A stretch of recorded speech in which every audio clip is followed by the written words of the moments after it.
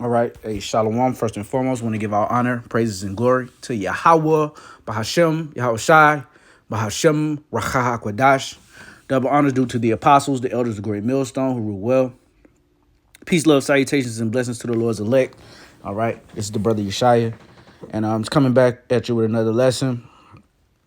This lesson right here is going to be about this bitter captivity that we're in. Now, just because, a lot of these camps and a lot of people don't see it as a bitter captivity doesn't mean that it is not such. And this is just, history repeating itself because once we went through the Exodus, okay, the Lord got us out of Egypt. You had certain Israelites wanting to go back to hardcore slavery or hardcore bondage just because of the dainties and the trinkets and the food, that they were able to receive. But at the same time, not knowing or not feeling that they're in hardcore captivity just because of, like I said, the dainties and the treasures and the benefits that they receive. And that's our people right now. Okay, you got SNAP, you got Section 8, have all these benefits, right, that are, available to our people. And on the flip side, it's causing them to actually want to stay here spiritually. All right, because spiritually we're supposed to depart this place, man. Okay, because we were sent here as a captivity. And in all of our captivities, we spiritually became part of the captivity, not only physically, but spiritually, linking on to their gods or whatnot. And, history repeats itself, and the same applies to today. So without further ado, I'm going to go to Micah 2 and 10. Arise ye and depart, for this is not your rest, right? So this is not our rest, America, Babylon the Great. And, hey, your own life will tell you as such, right? You got to get up and go to work. Okay, you got to deal with a nagging wife and kids, and you got to deal with having a driver's license and a birth certificate and bills and the food, the water, all types of stuff, man. Okay, so the a person with somewhat uh decent I don't even want to say IQ, intelligence quotient, because that's false, that's pseudoscience, but with common sense, man. But common sense is not that common, right? Because hey, we're the only ones with common sense through the Ruach HaKodash, right? Micah 2 and 10, once again, arise ye and depart, for this is not your rest, because it is polluted, and it shall destroy you even with a sword destruction. So this is not our rest. Okay, and that's what the bitter herbs, symbolizes on when we hold the Passover. And you got certain cats that we already know. Okay, I know brothers have heard that rather go with iceberg lettuce, okay, which is basically like water, has no bitter aspect to it. Okay, shoot, he probably would have fared better if he said he wanted to go with garlic or something along the lines of that, other than some damn lettuce. But anyway, that's neither here nor there, man. All right, they're gonna get what's coming to them. But anyway, yeah, verse 11. If a man walking in the spirit and falsehood do lie, saying, I will prophesy unto thee of wine and of strong drink, he shall even be the prophet of this people. Let's read it in NLT. Suppose a prophet full of lies would say to you, I'll preach to you the joys of wine and alcohol. That's just the kind of prophet you would like. So you have people that, are going to dumb this captivity down, is going to lull the sheep to sleep. But at the same time, you do have the doomsday prophets, okay? The men that are coming in the spirit and power of Yahweh Ba'ashem Yahweh Shah, Ba'ashem the Rechah Wadash with the 100% doctrine, man.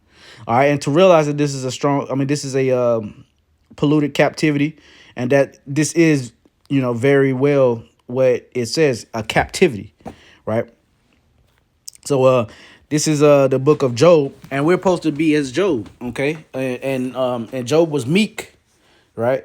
Job was meek. Now the word meek doesn't even really mean, docile or what really people think it is. When you look into the word meek, it actually goes into basically being stoic, so to say, like going through an issue or going through an obstacle or going through hardship and just taking it on the chin, so to say. Pause. But anyway, just whatever comes your way, you don't complain, you don't moan, you don't bitch up. You just take it for what it is, man, and that's the men of the Lord, right?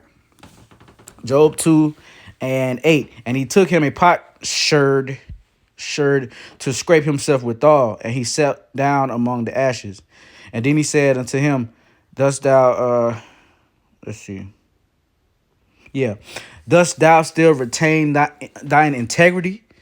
Curse the Most High and die. So that's the fickleness of a woman. Okay, a woman, I don't care who you think you have, a woman is not going to be, a ride or die unless she's part of the elect. All right, and hey, that's to be determined, because we have the hour of temptation coming up, and your woman that you think by your side very well might take that C hip, take that MARK. So we don't know yet, but hey, for the most part, we just pray that the Lord delivers our household. But if not, hey, just be prepared to be to stand alone. All right, because your woman, hey, when shit hits the fan, your woman is she's gonna fold, right?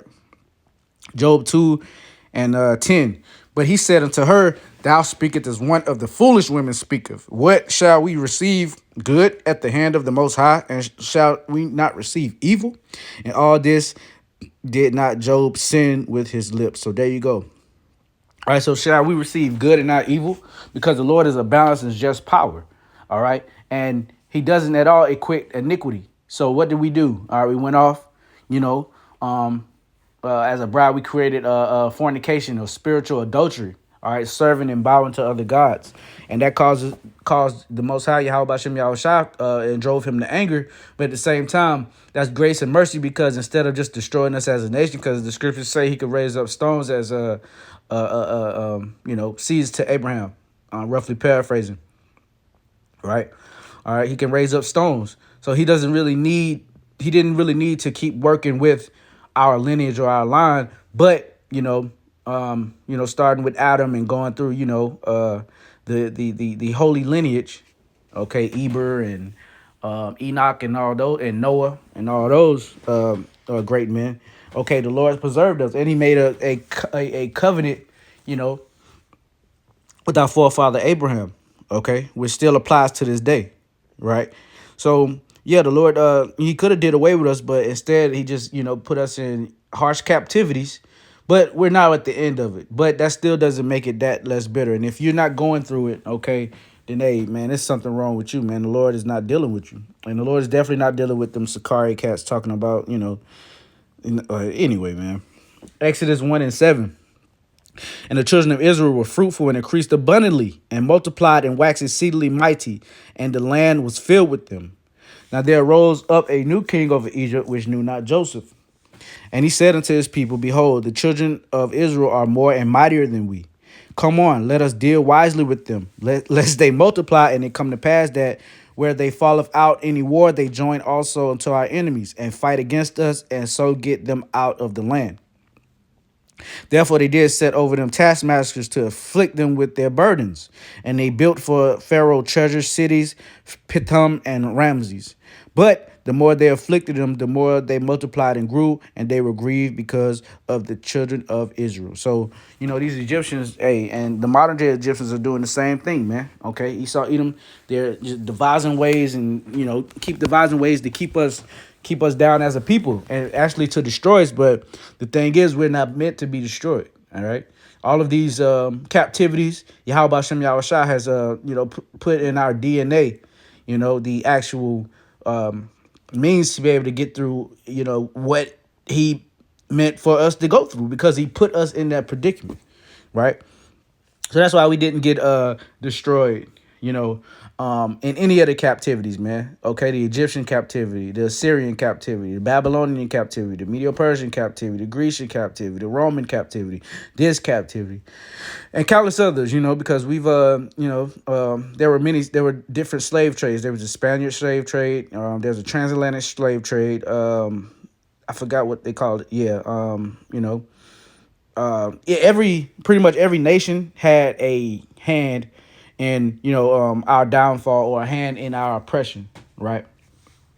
So, they all have it coming back to them. But the thing is, that doesn't mean that, we didn't go through what the hell we went through as a punishment, right? So you got guys, basically because they took a bag and their life is good and they're living a good life, they're tricking their congregations, or they're tricking their, pasture, or the sheep, that everything is good when everybody's life is not how, these leaders are. Okay, everyone didn't take a bag. Everyone is not living lavish because they sold out. So you basically in a sense of delusion, okay, delirium, if you think that because your leader is living good off of you, okay, just because your leader is living good off of you, all right, then you think that you have a part in that. Which a lot of these Americans, they figure the same way. Hey, the president is good. Hey, these there is hope. I could make these six figures one day and pay my house off, and there's hope when there is no hope, man. All this shit is gonna get burnt up, man. And you know what I'm saying? Uh, so yeah. So verse 13, and the Egyptians made the children of Israel to serve with rigor. All right. And they made their lives bitter with hard bondage in mortar and brick, and in all manner of service in the field. All their service wherein they made them serve was with rigor. So, these Egyptians, they turned the heater up. They turned the oven up. They turned the stove up on our captivity. Okay. And the Lord caused them to do that, But then he started hardening his heart. Okay. Every time these plagues came, all right. And, the Lord is theatrical, man. He does what he wants to, man. All right. So going on to the book of Baruch.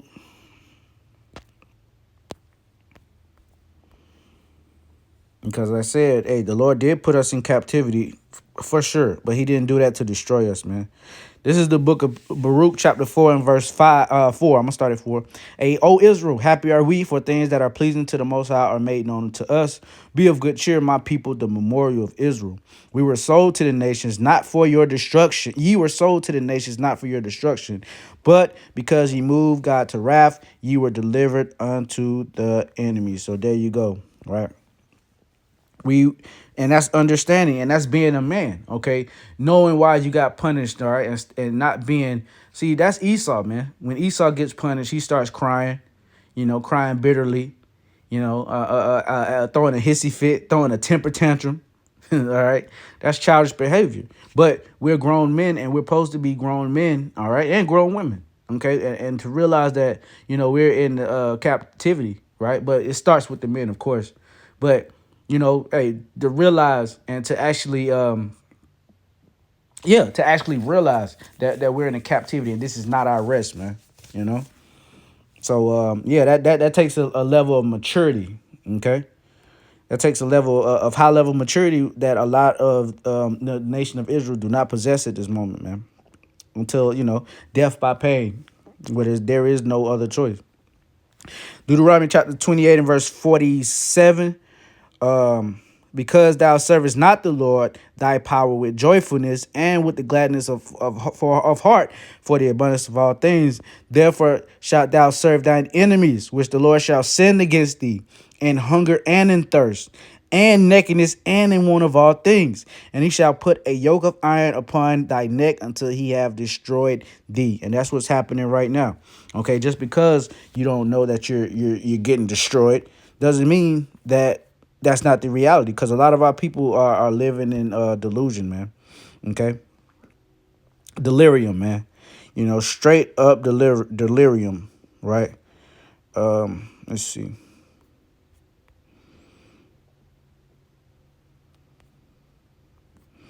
I'm looking. I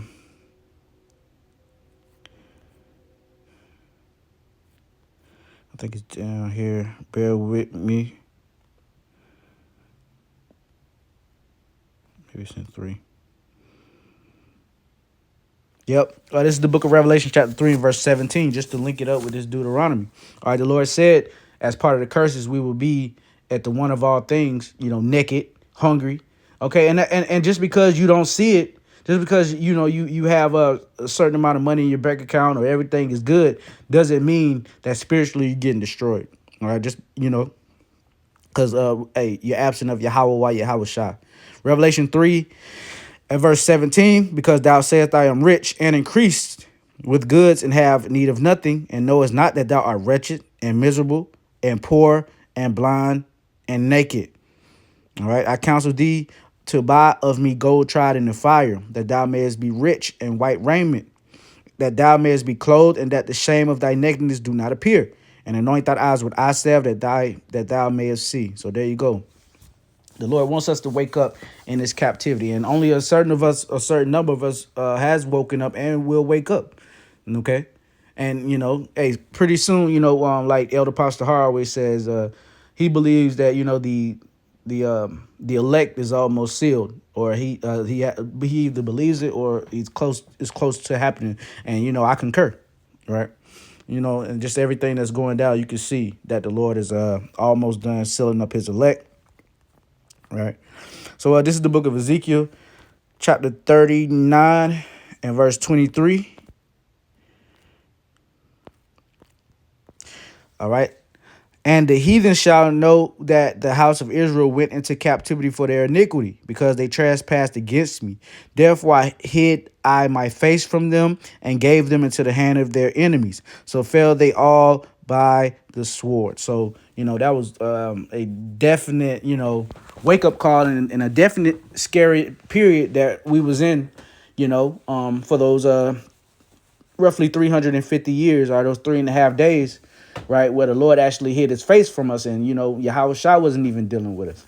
All right, but roughly around the 1960s, when Abba Bivens got on the scene, okay, and we was waking up out of that drunken stupor, okay, as relating to as per Ezekiel 37, right? So that was a very scary period. But the thing is, a call halal Yahweh Bashem Yahweh Shai, we're almost out of it. All right. So I mean, the worst part is over, but it's just beginning at the same time, aka Jacob's trouble. Right. So I'm gonna end it with this one. I didn't want to make this one too long. This is the book of Revelation, chapter 10 and verse 9. And I went into the angel and said unto him, give me the little book. And he said unto me, take it and eat it up. And it shall make thy belly bitter, but it shall be in thy mouth sweet as honey. So, if we really eat in this whole roll, okay, we are following the full stages of digestion. All right. When you eat something, okay, first initially your taste buds get to it. It's good, But then as digestion happens, all right, it goes down your esophagus, it goes into, your small intestine or whatever, however it happens, and it ultimately reaches to your stomach. Okay, and by then it's too late. Either you're gonna regurgitate it, all right, because it's too nasty or too bitter, or you're gonna internalize it and keep it and just deal with the bitterness until it subsides. So a lot of people, have vomited up, all right, this wisdom, knowledge, and understanding, okay, so to say, when the bitter happened. But there's a small number of us, the remnant, okay, the hopeful elect, that is dealing with the bitterness as it comes and waiting until it subsides, because we know after the bitter subsides, then that's when we'll be able to relax and enjoy ourselves, aka the kingdom of heaven, aka getting to the end. The scriptures say he that is endures to the end, the same shall be saved. So hey, that implicates that we will have to fight a battle over here, man. All right, and go through things just to get to that finish line, which is the kingdom of heaven. All right, scripture says, shall labor to enter into thy rest. Right. Verse 10, and I took the little book out of the angel's hand and ate it up, and it was in my mouth sweet as honey, and as soon as I had eaten it, my belly was bitter. So there you go. All right, and the bitters also serve a role in your diet. Okay, you can't just eat sweets all the time, man. You have to have bitters to balance it out. All right, bitters, like the brother, the elder brother was going into Dallas. The bitters stimulate your appetite, okay, and get rid of parasites and everything of the sort. So, yeah, Lord willing, I was edifying. I'm ending with that, giving our honor, praises, and glory to Yahweh, Bahashem, Yahweh Shai, Bahashem, Rakah, Wadash. Double honors due to the apostles and the elders of Great Millstone. Peace, love, salutations, and blessings to the Lord's elect. And until next time, Shalom.